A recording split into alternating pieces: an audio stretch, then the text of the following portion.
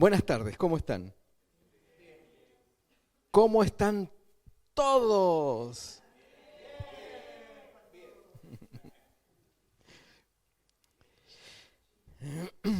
Eh, Quiero compartir con ustedes algo que no es muy habitual de poder compartir, de predicar, que no hace mucho tiempo que yo personalmente no predicaba. Eh, en segunda de Corintios, capítulo 6. Voy a ver, aquí va a caer el carnet, ¿ya? Se me va a caer el carnet. Yo les voy a poner una música a ver si ustedes la reconocen. Espero que sí, porque si no se me echa a perder el... Pongan atención.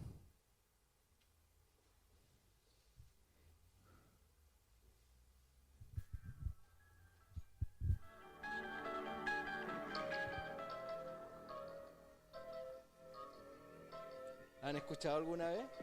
¿Se escucha? Muy poco, de nuevo, la voy a poner de nuevo. Espérenme. Yo soy muy simpático.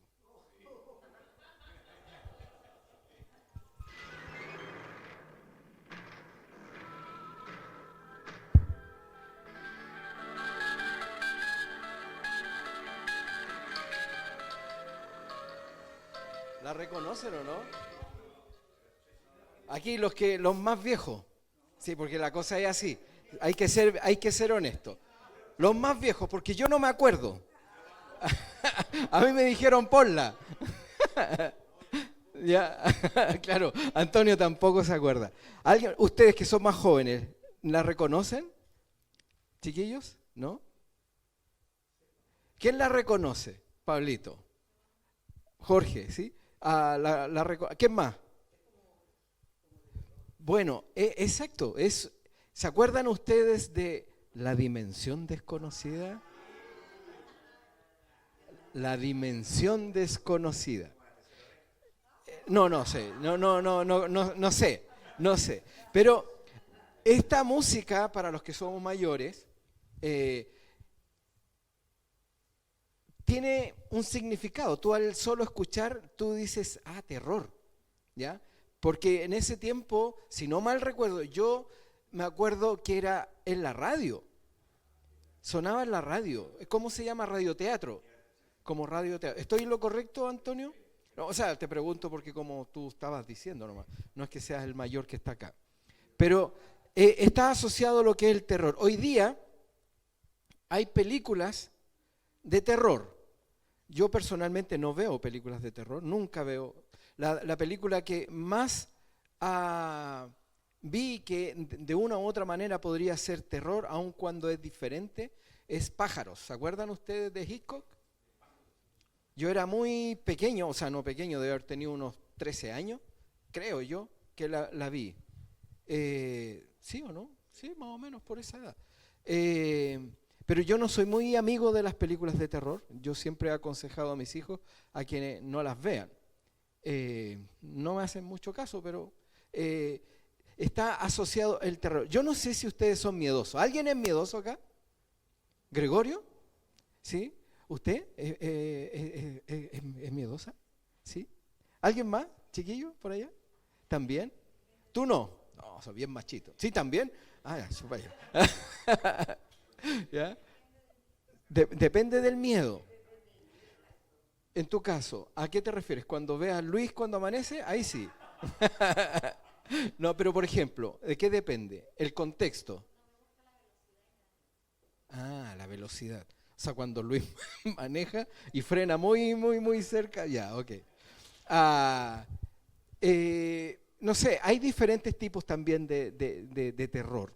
Yo cuando era muchacho, sí, 13 años debe ser, yo recuerdo, yo siempre lo cuento, quizás lo han escuchado, pero era el último que me acostaba viendo televisión. En ese tiempo no era cable, digamos, era lo que había en la tele nomás, ¿ya? Los 4 canales y las películas que hubiesen. Bueno, estaban todos acostados, entonces yo me iba a acostar y tenía que apagar la luz.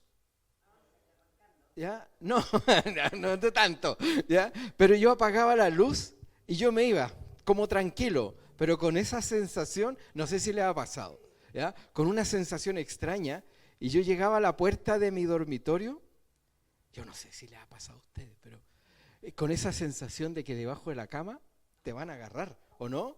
Entonces yo llegaba a la puerta, porque estaba a la puerta de mi dormitorio y la cama estaba ahí. Yo llegaba y me tiraba a la cama. ¿Ya? No me gustaba poner los pies debajo de la cama, me daba esa sensación. Y también me pasaba a esa edad con las escaleras.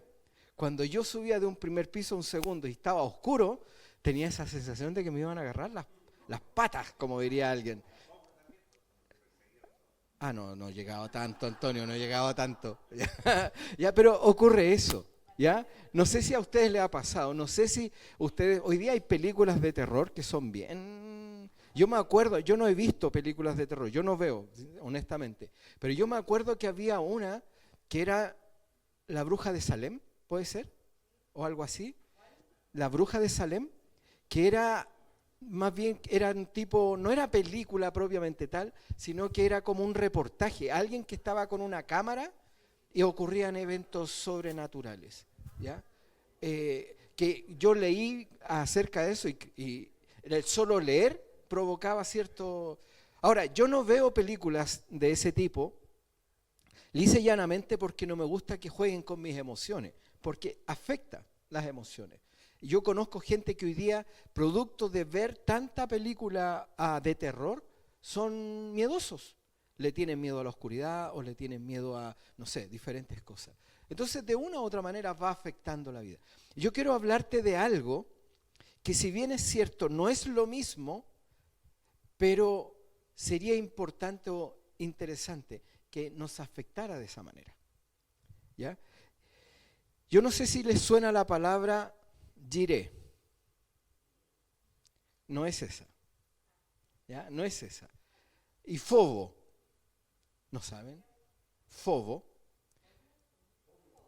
de donde viene la palabra fobia, por ejemplo, ¿ya? Y es interesante estas dos palabras y quiero que las podamos ver. Obviamente una está en hebreo y la otra está en griego. No soy ni hebreo ni hablo griego, pero quería cachiporrearme, ¿ya? Vamos a orar. Padre, en el nombre de Jesús, te damos gracias por la oportunidad de poder abrir tu palabra y ser enseñado por ella. Ayúdanos, Dios, a ser reverentes delante de ti. Cantábamos santo, santo, santo, Dios. Y realmente eso debe conmover nuestra vida, nuestro espíritu. Tú eres bueno, pero eres santo, eres Dios, tú gobiernas, tú eres Señor. En el nombre de Jesús. Amén.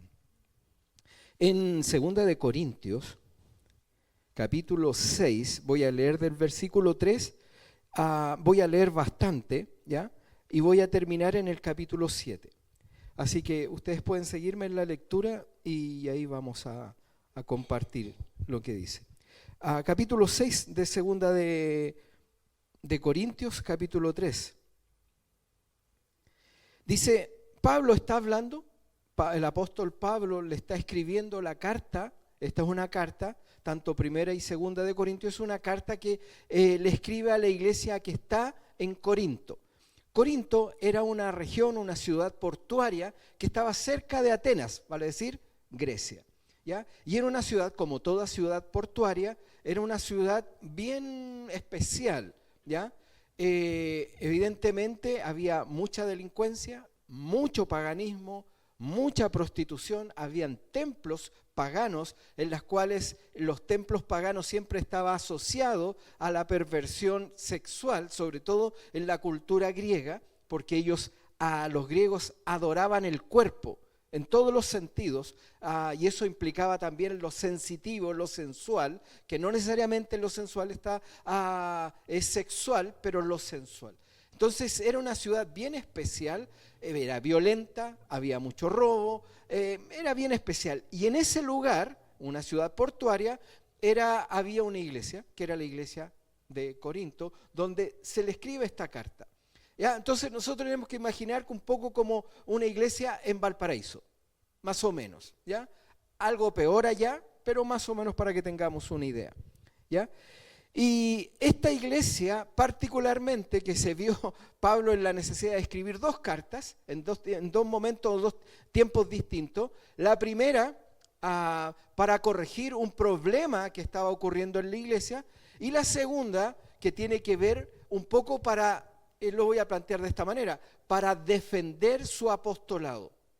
¿Ya? Ellos la iglesia de Corinto, estaban cuestionando su apostolado. ¿De dónde saliste tú? ¿Quién te puso ficha? Cosas como esa estaba siendo cuestionado. Y en ese contexto, él escribe, capítulo 6, dice: no dando nosotros en nada motivo de tropiezo para que el ministerio no sea desacreditado, sino que en todo nos recomendamos a nosotros mismos como ministros de Dios, en mucha perseverancia, en aflicciones, en privaciones y angustia. Entonces, en ese contexto, si te das cuenta, él está haciendo una recomendación. ¿Sabes qué?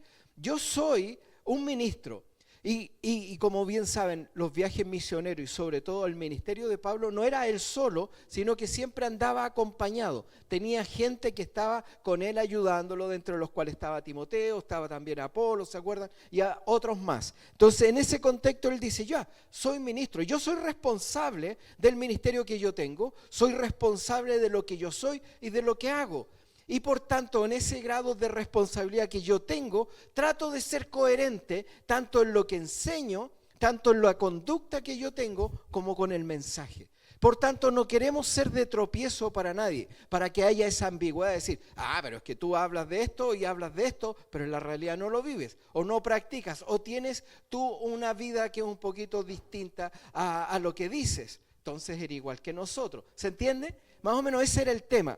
Y dice, en mucha perseverancia, y comienza a dar de qué manera él entendía el ministerio y le daba autoridad. Y él dice: en perseverancia, en aflicciones, en privaciones, en angustias, en azotes, en cárceles, en tumultos, en trabajos, en desvelos, en ayuno.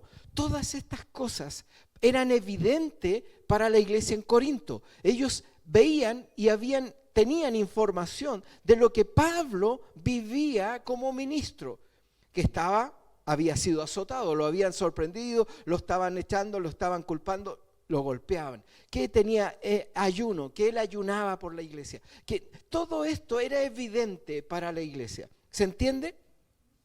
Dice: en pureza, interesante, en pureza, en conocimiento, en paciencia, en bondad, en el Espíritu Santo, en amor sincero, en palabra de verdad, en poder de Dios, por armas de justicia, para la derecha y para la izquierda. Él era imparcial, ¿ya? No era ni de izquierda ni de derecha. Era un buen político, ¿ya? Estaba en el centro, ¿ya?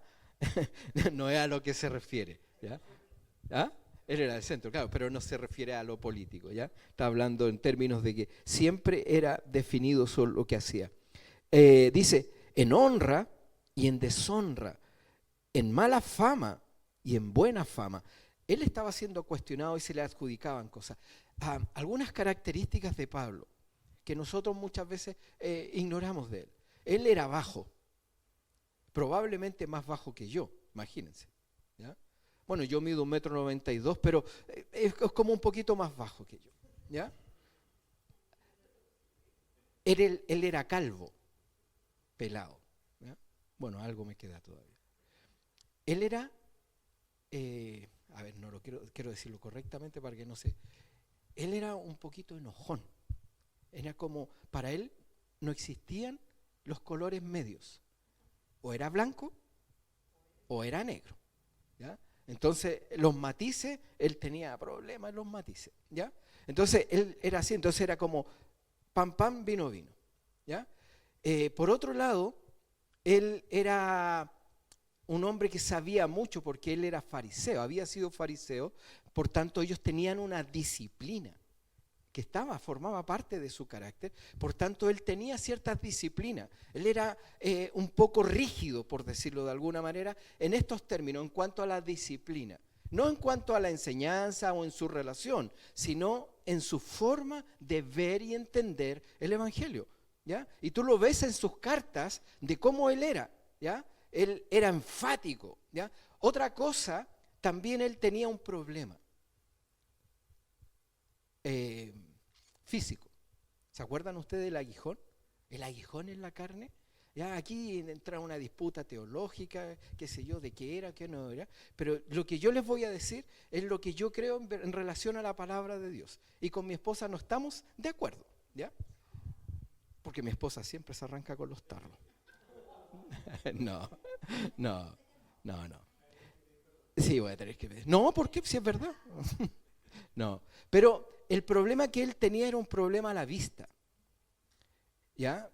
Y la razón por la que él ora en Corintios, y más adelante, dice 3 veces oro para que este aguijón que yo tengo en la carne, que era en la vista. Él hace énfasis muchas veces en sus cartas y él dice, yo de mi propia mano, por ejemplo, haciendo alusión a que él está haciendo esfuerzo en escribir esto, porque él tenía un secretario. El secretario que él tenía, que ocupó muchas veces, era Lucas, el doctor, el mismo que escribió Hechos, el mismo que escribió el Evangelio de Lucas. Por tanto, él tenía este problema y se dice que el problema que él tenía básicamente es que sus ojos estaban escamosos, era una enfermedad, ¿ya? Eran escamosos, no podía ver bien, no podía abrir bien los ojos y aparte de eso, le supuraban y generaba mal olor. Entonces, todo eso provocaba también en él una disposición, me imagino yo, de que si era rígido y era pan blanco, blanco, negro, negro, tiene que haber sido más bravo todavía. ¿Se entiende? Más o menos estamos entendiendo quién era. Entonces, él está exponiendo todo esto de cómo él estaba llevando adelante el ministerio que él hacía, ¿ya? Todas estas cosas yo las vivo. La he vivido y esto a mí me da esta credibilidad de que lo que hago no lo hago por mí mismo, no hay una fuerza en mí, en mi carácter, sino que ¿quién está dispuesto a ser azotado? Y aún así seguir predicando, seguir siendo paternal con las iglesias. Entonces dice, en honra y en deshonra, muchas veces le adjudicaban cosas, le criticaban, le decían cosas que no correspondían. Dice, en mala fama o en buena fama, como impostores, pero veraces. No quiero hacer una apología a Pablo, pero él escribe muchas veces las cartas y él nombra a estas personas que eran opositores a él y que levantaban calumnias respecto a él. Ten cuidado de fanes, ¿se acuerdan? Ten cuidado con ellos, mira, porque ya tengo experiencia. ¿Cómo me dejaron? Muchas veces me dejaron solo. Entonces, todo esto él está explicándolo. Dice como conocidos, como desconocidos, pero bien conocidos, como moribundos, pero he aquí que vivimos, como castigados, pero no condenados a muerte, como entristecidos, mas siempre gozosos, como pobres, pero enriqueciendo a muchos, como no teniendo nada, aunque poseyéndolo todo. Nuestra boca, oh Corintios, os he hablado con toda franqueza. Nuestro corazón se ha abierto de par en par. No estáis limitados para nosotros, sino que estáis limitados en vuestros sentimientos. Ahora bien, en igual reciprocidad, os hablo como a niños, vosotros también abrid de par en par vuestro corazón. Lo que él está diciendo, nosotros no hemos abierto, yo he abierto mi corazón, he mostrado tal cual yo soy, he abierto mi corazón a ustedes, está ahí, ustedes ven mis virtudes, mis defectos, yo me he expuesto a ustedes, he mostrado tal cual soy, no hay cosas que puedan ser contrarias o que ustedes puedan estar confundidos, yo he abierto mi corazón. Pero también digo, háganlo ustedes. Ustedes abran su corazón. Seamos recíprocos en esto. Seamos honestos los unos con los otros. Ustedes abran su corazón conmigo y no estén ahí en esta mezquindad, en este corazón de querer generar problemas y de estar poniendo estos cuestionamientos sobre mí. Vean lo que yo he hecho, cómo me he comportado, cómo he vivido con ustedes, cómo les he llevado el mensaje, cómo les escribí la primera carta y reprendí el pecado que había, cómo ustedes estaban desordenados aún en la cena del Señor. Esto se había transformado en una tomatera, en una comilona, y no lo estaban haciendo verdaderamente con un corazón honesto delante de Dios y reconociendo quién era Dios. ¿Se entiende? Este es el contexto de lo que Pablo está escribiendo. Seamos recíprocos, entonces hablemos con verdad, cara a cara, tanto ustedes como yo. Ustedes me conocen, pero yo quiero verles también y no ocultarse, no que estén escondiendo, no que ustedes estén diciendo no, tú, pero ustedes también tienen toda esta vida de desorden. ¿Se entiende? ¿Van conmigo? Y después dice el versículo 14, no estéis unidos en yugo desigual con los incrédulos. Pues, ¿qué asociación tienen la justicia y la iniquidad? ¿O qué comunión la luz con las tinieblas? ¿O qué armonía Cristo con Belial, que era un dios? ¿Ya? ¿O qué tiene en común un creyente con un incrédulo? ¿O qué acuerdo tiene el templo de Dios con los ídolos? Porque nosotros somos templo del Dios vivo, como Dios dijo. Dice el versículo 16, habitaré, Dios diciendo, habitaré en ellos y andaré entre ellos. Y seré su Dios y ellos me serán mi pueblo. Por tanto, salid de en medio de ellos y apartaos, dice el Señor. No toquéis lo inmundo y yo os recibiré. Y yo seré para vosotros Padre, y vosotros seréis para mí hijos e hijas, dice el Señor Todopoderoso. ¿Se entiende? Él está ahora entrando más profundamente en la situación. Él dice, ¿sabes qué? ¿Qué comunión tiene la luz con las tinieblas? ¿Qué comunión tiene el templo de Dios con los ídolos? ¿Qué comunión tienen los incrédulos con nosotros? ¿En qué contexto escribe eso? Nosotros generalmente lo utilizamos para decir, ¿sabes qué? Nosotros como hijos de Dios no debemos unirnos en un yugo desigual. ¿Qué quiere decir? Vale decir, nosotros como cristianos establecer una relación con alguien que no es cristiano. Porque va a generar un problema. Porque ¿qué comunión tiene la luz con las tinieblas? Cuando tú dices, ¿sabes qué? Tenemos un problema, ok, oremos. La persona que es inconversa va a decir, ¿para qué vamos a orar? Vas a perder el tiempo en eso. ¿Me entiende? Y va a generar una disputa. Entonces, lo que él está enfatizando era este hecho.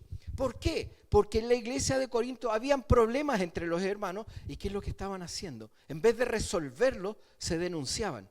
Y los llevaban a juicio, a juzgados. No estoy diciendo que esté mal si alguien te está robando. Pero lo que estaba diciendo, ¿por qué no lo resolvemos a través de la palabra de Dios? ¿Por qué no somos honestos en esto? Que se demandaban, que ponían a testigos, personas que eran inconversas, para atestiguar contra los conversos. ¿Se entiende? Todo este desorden. Entonces él dice, ¿qué unidad tiene un hijo de Dios con un inconverso? Si tenemos pensamientos distintos, estructuras de formativas distintos, creemos de manera distintas, tenemos valores distintos, hablamos de manera distinta. Entonces, de una u otra manera, al unirte en un yugo desigual, te vas a ver afectado. Vas a tener problemas. Entonces, no lo hagas. Y en este contexto él dice, ¿qué dice Dios? Y él hace recuerdo a esta promesa de Dios. Y esto es la promesa a la cual Pablo apela para que podamos vivir en armonía, para que podamos entender de quién somos hijos. Para que podamos entender dónde está la solución a los problemas, dónde está la unidad de una iglesia. ¿Se entiende? Y él dice, habitaré, hablando Dios, habitaré en ellos y andaré entre ellos. Ayer me preguntaba a alguien y me decía, pastor, porque soy pastor por si acaso, no parece, pero soy pastor. ¿Ya? Dice, pastor, una pregunta muy seria, así como dramática. Me dice, ¿por qué nosotros, entendiendo que tenemos el Espíritu Santo porque somos hijos, ¿por qué oramos para que el Espíritu Santo venga sobre nosotros? Y es una buena pregunta. ¿Ustedes saben por qué? Me imagino que el silencio es, no sé, el silencio otorga. ¿Ya? Porque uno dice,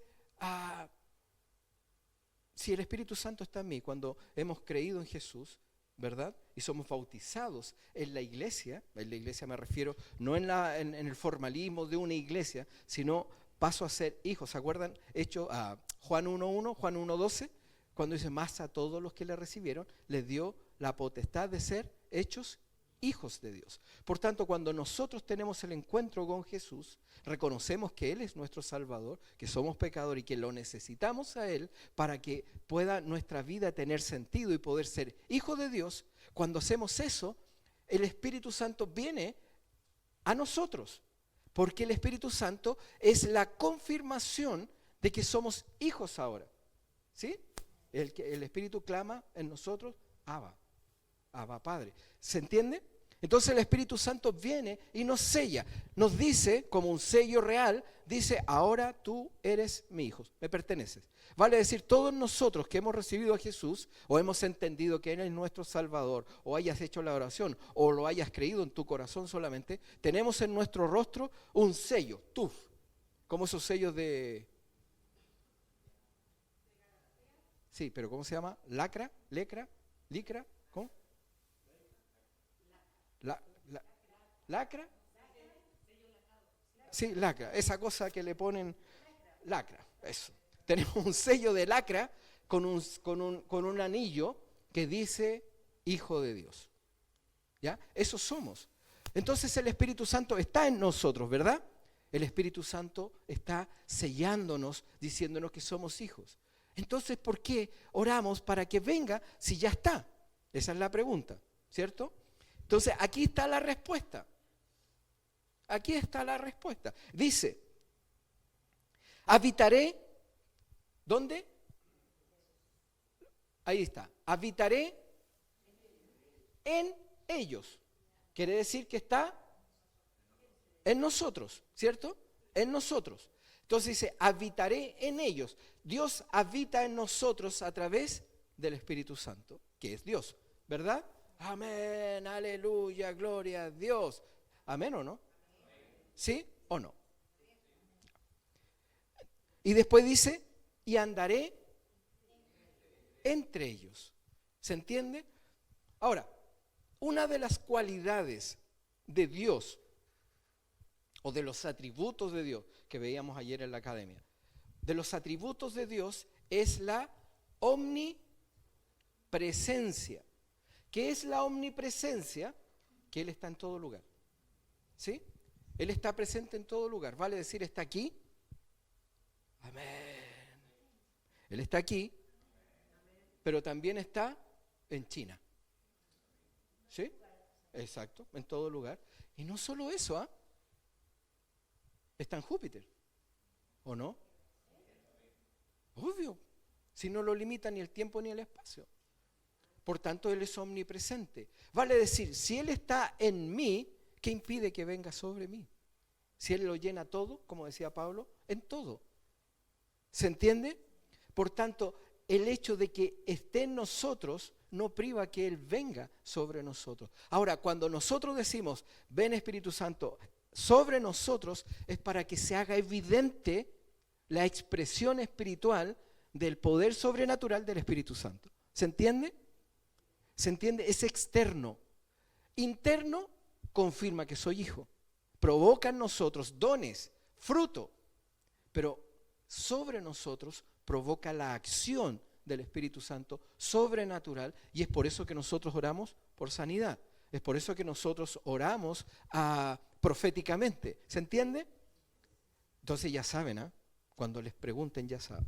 Entonces, pero voy a seguir, porque no es el centro eso. Eso fue una pastillita que iba, ¿ya? Por tanto dice, salid de en medio de ellos y apartaos, dice el Señor. Lo que está diciendo, recuerda, en el contexto, Pablo hablándole a la iglesia de Corinto, dice, ustedes son una iglesia santa. ¿Por qué santa? También lo veíamos ayer. Santidad no tiene que ver con pecado. Nosotros se nos enseñó que la santidad es sin pecado, ¿verdad? Y es como la manera en que la iglesia tradicionalmente, principalmente la católica, y también la tomó la iglesia evangélica, para provocar que las personas no pecaran. es para decir, no debes pecar. ¿Me entiende? Le hicieron fácil. Entonces, ser santos es no pecar. Y como la Biblia dice que debemos ser santos como Dios es santo, lo que nosotros tenemos que hacer es no pecar. ¿Verdad? Esa es lo que quisieron hacer, pero en el fondo la embarraron. ¿Por qué? Porque nosotros nos dimos cuenta que igual a veces cometemos pecados. Entonces decimos, ya no. Como no soy santo, me aparto de Dios. Y no es lo que en el fondo Pablo estaba queriendo decir. Lo que él estaba diciendo, la santidad, es simplemente lo siguiente, chiquillos. Cuando nosotros hablamos de santidad, es apartado. Apartado. Le pregunta, ¿Dios es santo porque no peca? No, no. Él no es santo porque no peca, Él es santo. Porque está apartado de cualquier cosa que pueda afectar su gloria. Pero no es que Él huya, no puede acercarse. Por tanto, Él no es santo porque no peca, sino que Él es santo y el pecado no puede afectarle. ¿Se entiende? Es muy distinto, pero eso también significa a nosotros. Nosotros, como lo dice Primera de Juan, y yo les recomiendo que lean Primera de Juan, lean Primera de Juan, lean Primera de Juan, y él lo plantea de la siguiente manera. Dice, chiquillos, hablándole a la iglesia en Éfeso, Juan, y le dice, chiquillos, nosotros tenemos una garantía para que no pecásemos, porque ya somos libres del pecado, no somos esclavos, no estamos sujetos al pecado porque Jesús nos libertó, somos libres. Cuando Jesús dijo, si el Hijo os libertare seréis verdaderamente libres, significa esto, ya no somos esclavos del pecado, por tanto ya no necesitamos pecar, no necesitamos. Si lo hacemos porque tenemos el hábito o porque queremos, pero no estamos obligados como lo hace una persona natural. ¿Se entiende? Ahora él dice, pero chiquillos, si alguien hubiese pecado, por si acaso, algunos de ustedes aquí, por si acaso, lo digo, simplemente hubiese pecado ayer, Juan dice, abogado tenemos, a Jesucristo. Entonces lo que está diciendo es, ya no importa, si has pecado, has caído, es parte, sigue adelante, porque tenemos un abogado que intercede por nosotros. Está diciendo, yo morí por él, al Padre, yo morí por él, yo derramé mi sangre para limpiarlo. Él no es esclavo del pecado, cayó, pero se levanta. ¿Se entiende? Es lo que él está diciendo. Entonces, este apartarse tiene que ver con esto, de decir, ¿sabes qué?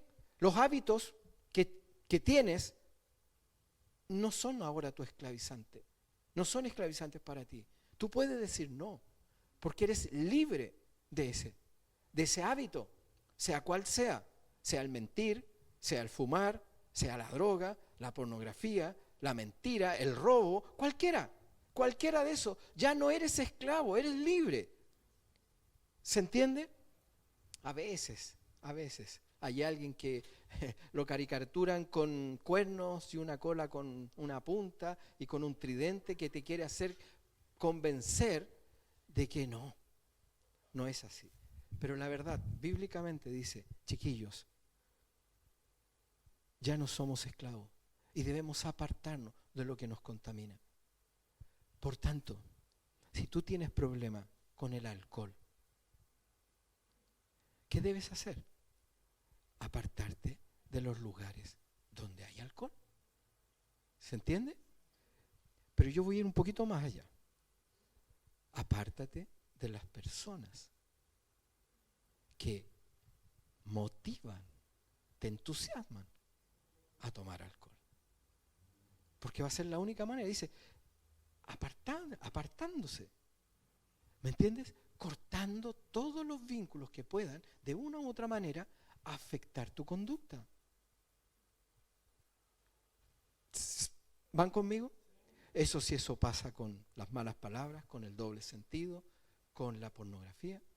¿Para qué te vas a sentar en el computador cuando están con la puerta cerrada, cuando están todos durmiendo, y vas a abrir una página que tú sabes que no es bueno? ¿Qué debes hacer? Apartarse. Prende la luz. O lee la Biblia, perfecto, sí. ¿Me entiendes? No entres en páginas. Bloquéalas. Se puede, por si acaso. ¿Ya? Bloquea determinados, ¿cómo se dice? Sitios, no, pero ya, eso, ustedes saben, háganlo. ¿Ya? Si tienes problema con la mentira, apártate de ella y de las conductas que te incitan a mentir. Bueno, y así sucesivamente. Porque dice, aparte, es una voluntad tuya, tú lo puedes hacer porque ya tienes la capacidad. La Biblia dice en 2 Timoteo que Dios nos ha dado un espíritu, no de cobardía, pero dice de dominio propio. Vale decir, yo puedo tomar control. Si eso me afecta, ¿sabes qué? No lo voy a hacer. Me voy a apartar de ese lugar.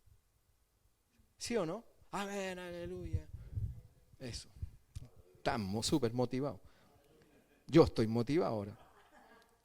Apartaos, dice el Señor, y no toquéis lo inmundo, y yo os recibiré y seréis para vosotros Padre. No voy a profundizar en esto porque quiero llegar a una conclusión, pero nosotros muchas veces nos referimos a Dios como Padre, ¿ya?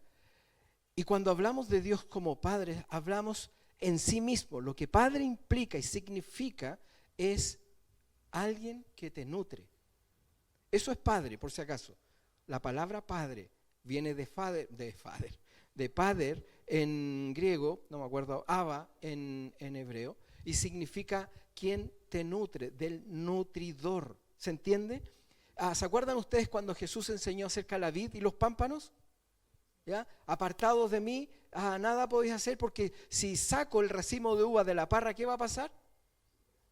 Se va a secar, va a transformarse el racimo en pasas. ¿Se entiende? Porque ya no va a recibir la nutrición. ¿Me entiendes? Ese principio de nutridor es lo que es Padre. Y cuando nosotros hablamos de Dios como Padre, estamos diciendo, tú eres el que me da vida. Tú eres el que me gobierna. Tú eres el que señala quién yo soy. ¿Se entiende? Entonces no es simplemente decir Padre porque tengo un vínculo emocional sentimental. ¿Me entiende? Yo tengo el sentido de pertenencia. Lo tengo, pero eso implica algo más. Implica el hecho de que Él es de quien yo recibo la vida. Por tanto, cuando yo estoy diciendo Padre, estoy reconociendo quién es Él para mí. Entonces Él dice, Pablo le está diciendo, y ustedes cuando se aparten, cuando logren establecer estas verdades y permitir que Dios sea el centro de ustedes le van a poder decir Padre, porque vas a tener una relación de nutrición de parte de Él, de sujeción y de sumisión sobre quién es Él. ¿Se entiende? Padre tiene que ver como cabeza de familia. También implica eso. Un padre, si ustedes no se han dado cuenta que en el Antiguo Testamento, por ejemplo, se me olvidó el nombre del hijo de Jonatán, y el hijo de Jonatán, ¿se acuerdan que era lisiado? Se me olvidó el nombre. Mefiboset era hijo de Jonatán. Jonatán era hijo de Saúl. Entonces, cuando hablan de Mefiboset, hablaba de tu padre Saúl. Pero es porque Saúl era la cabeza de la familia. ¿Se entiende? No es que era el padre biológico. ¿Se entiende? Abraham es el padre de los judíos. ¿Por qué? Porque de él nace. Es el padre, es la cabeza de. Entonces, ¿se entiende? Padre es mucho más que un vínculo emocional superficial. Tiene que ver con la sujeción, con la sumisión, con el reconocimiento de que Él es el que está nutriendo mi vida. En la antigüedad, los hijos se quedaban con el padre. Había una dependencia económica, porque ¿se acuerdan los herederos? Ellos heredaban, y para ellos era tan sagrado que el primogénito recibía una bendición. ¿Por qué? Porque traspasaba su paternidad. ¿Se entiende en este sentido? ¿Sí? Entonces, y eso es lo que Pablo está haciendo referencia respecto a Dios. Él será nuestro Padre, dice, y vosotros seréis mis hijos y mis hijas, dice Dios, el Todopoderoso. Entonces, darse cuenta de esto, de lo que significa y lo que implica, lo que me permite ver esto, hay una clave para ello. Si nosotros no lo vemos, no lo entendemos o no lo practicamos, es porque carecemos de una particularidad. ¿Quieren saber qué cosa? Sí, bueno, para convencerme. Sí, sí. Gracias, esposa. Usted es el palo blanco, esposa. ¿Quieren saber? Versículo 1, capítulo 7. Dice, por tanto, amados, ¿se entiende? Está concluyendo lo anterior. Nosotros se nos genera una confusión, yo voy a insistir en esto, una confusión hermenéutica. Como nosotros tenemos capítulos y versículos, nosotros entendemos que son ideas distintas. Como ahora va a comenzar el capítulo 7, entendemos que lo que dijo en el capítulo 6 es otra cosa. ¿Ya? Pero las cartas, básicamente toda la Biblia no se escribió con capítulos y versículos, es de corrido. Por tanto, por ejemplo, el libro de Éxodo es de corrido, sin capítulo ni versículo. Le echaban nomás, ¿se entiende? Entonces esta carta también está. Dice, por tanto, significa que sigo en la idea anterior. Por tanto, dice, amados, teniendo estas promesas, ¿cuál? Que Él será nuestro Dios, Él será nuestro Padre, que nosotros seremos sus hijos y tenemos esta bendición de relacionarnos con Él. Teniendo, dice, estas promesas, limpiémonos de toda inmundicia, de la carne, que tiene que ver con lo sensorial, con las sensaciones, ¿ya? Con lo sensorial y las sensaciones. ¿Se entiende a lo que me refiero? ¿Sí? A esto. Y después dice, mire, nótese, y del Espíritu. El Espíritu, en esto está en minúscula.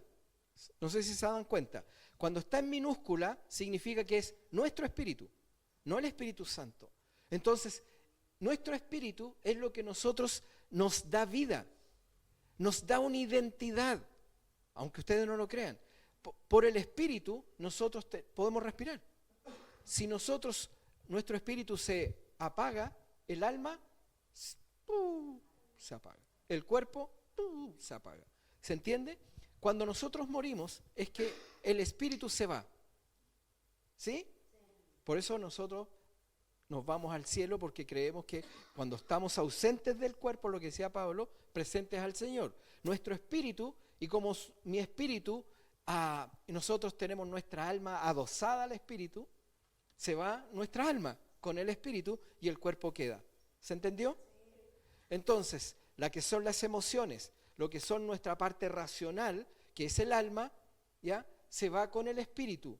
Por tanto, dice, ya no solamente dice que tenemos que limpiarnos de toda la carne, vale decir, con todas estas sensaciones, sino también lo que está en nuestra mente, en nuestras emociones, en todo lo que nosotros somos. Debemos limpiarnos de todo eso. Chiquillos, es una conclusión obvia, pero lo que tú piensas es lo que vas a hacer.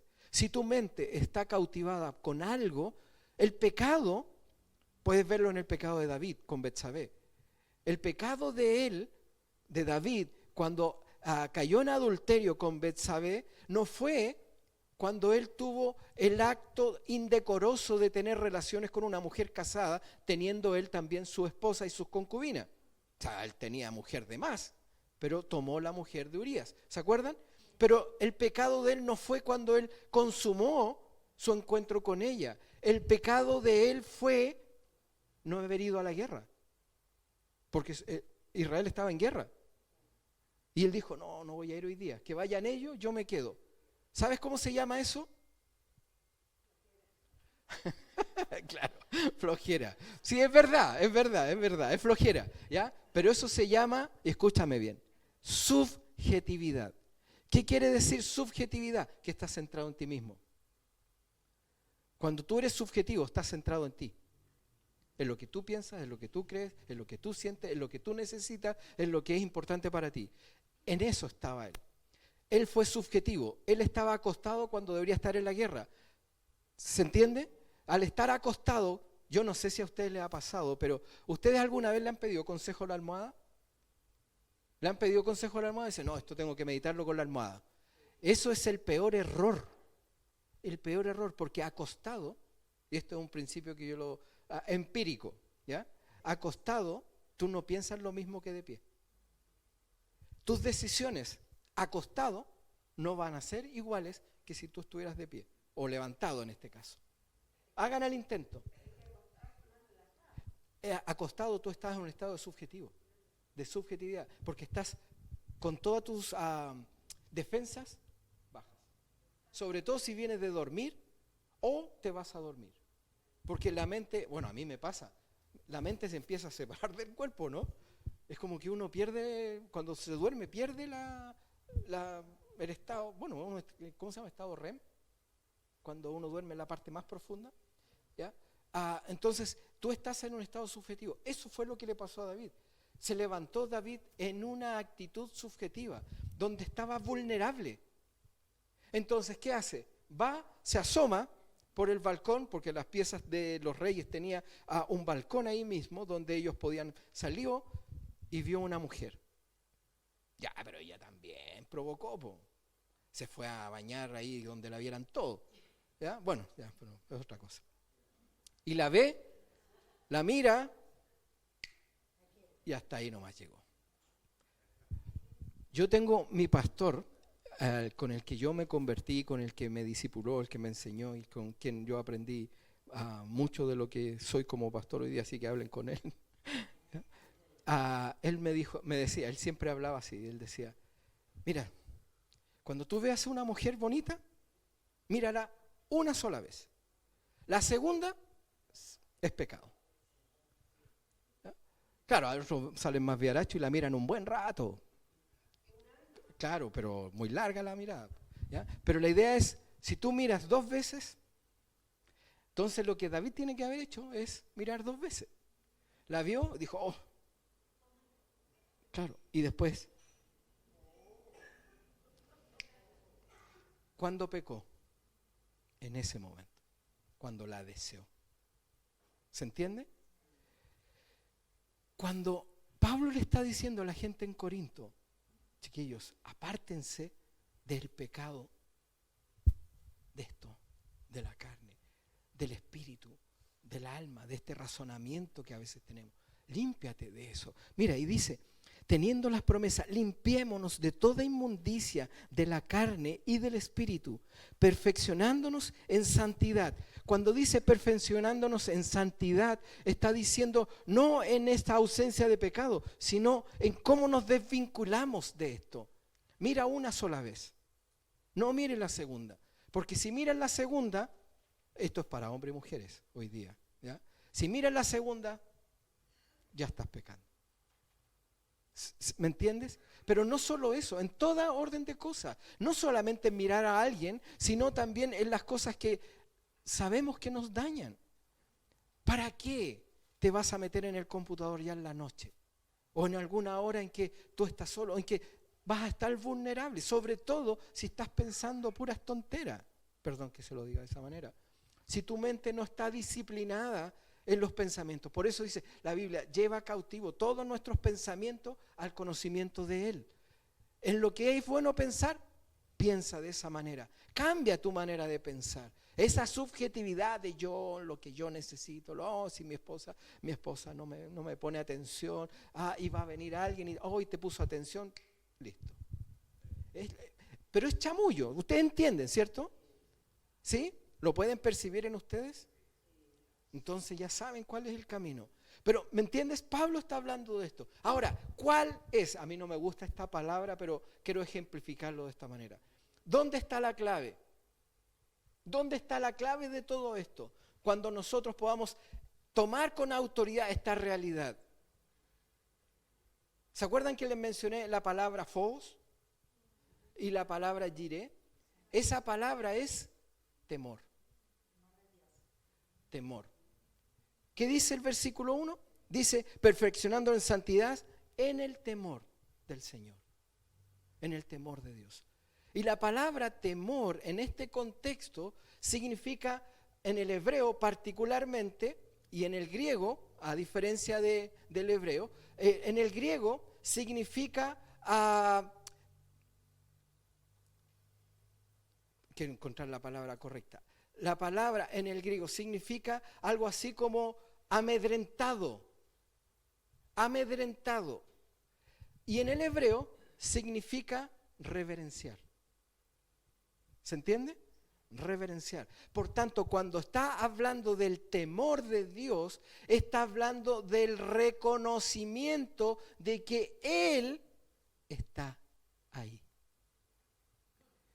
Y si Él está ahí, en tus pensamientos inclusive, o cuando tú estás abriendo una página que no corresponde, o cuando estás sacando la hierba, ¿ya? O estás sacando las pastillitas, o vas a sacar la pipa, o vas a sacar algo del bolsillo de alguien, o ¿se entiende lo que estoy diciendo, verdad? Tú debes entender que Dios está ahí. Cuando tú estás consciente de que Él está ahí, tú dices, me avergüenzo que tú veas que estoy haciendo esto. ¿Me explico? Digo, ¿sabes qué? Perdona. Porque el pecado siempre lo hacemos a escondidas. Y nosotros creemos que Dios no está ahí. Y como recién decíamos, Dios está en nosotros y entre nosotros. Entonces es imposible que yo me oculte a Él. ¿Se acuerdan del Salmo 137? ¿A dónde huiré de tu presencia? ¿Dónde podré esconderme? Pues si yo voy a lo más alto, ahí estás tú. Y si voy a lo más profundo, ahí estás tú. ¿Dónde? El temor del Señor es reconocer que tú estás aquí y yo te reverencio por eso. Yo digo, ¿sabes qué? Perdona, porque tú me estás viendo. Pero también tiene una implicancia, chiquillos, y esto no les va a gustar. Esa implicancia es que Dios dice, a los que amo, disciplino. ¿Se entiende? Cuando yo le digo a mi hijo, no hagas algo, y lo hace igual, tú crees que le vas a decir, está bien, no importa, sí. No, tú vas a decir, ¿sabes qué? Eso no se hace. Pero nosotros lo pensamos mal o entendemos mal, porque lo que Dios está haciendo, la disciplina no es como nosotros creemos que es el castigo. La disciplina no es porque hizo algo malo. Mira lo que voy a decir. La disciplina es porque desobedecí. ¿Me entiendes? No es porque fue y lo hizo igual. Porque a lo mejor le dije, ¿sabes qué? No saques más Super 8. ¿Me entiendes? Y fue y sacó el Super 8. ¿Qué tiene de malo que se haya comido un Super 8? Nada. A lo mejor lo estaba guardando o tenía otro propósito, pero lo hizo. Pero el castigo, ¿por qué es? ¿Porque se comió el Super 8 o porque desobedeció? Eso es lo que hace Dios. La disciplina está asociada a la desobediencia. Por eso decimos, un asesino versus alguien que miente, ¿quién es peor? Da lo mismo. Es el mismo espíritu. ¿Me entiendes? Entonces, el temor de Dios significa reconocer que Él es Padre. Reconocer que yo recibo vida por Él. Él es mi Padre, que Él está en nosotros y entre nosotros y que Él está viendo lo que nosotros somos. Por tanto, Pablo dice, la conclusión, chiquillos, a esto es, apártate de la inmundicia, de la carne, del espíritu, dice, y entendamos cuál es el temor de Dios, porque eso hace la diferencia en nosotros. El pecado fue vencido en una cruz. Y el costo fue alto. Y el precio altísimo. ¿Se entiende? Y eso es lo que nosotros necesitamos saber. El temor de Dios. Eclesiastés, y con esto termino, capítulo 12, versículo 13, si no mal recuerdo, a Salomón, alguien que había vivido muchas cosas, él dice, Mira, la conclusión de todo discurso, de todo lo que se puede hacer, es esta: teme al Señor. Yo puedo llegar solo a esta conclusión: teme al Señor, porque eso es el centro de todo. Chiquillos, la victoria es nuestra porque la ganó Jesús en la cruz. Pero si tú quieres vivir en victoria, tienes que tener temor del Señor en tu vida. No hay otra manera, no hay otra manera. Y ya sabes qué es temor. Así que ya no son ignorantes de esto. Amén. Aleluya.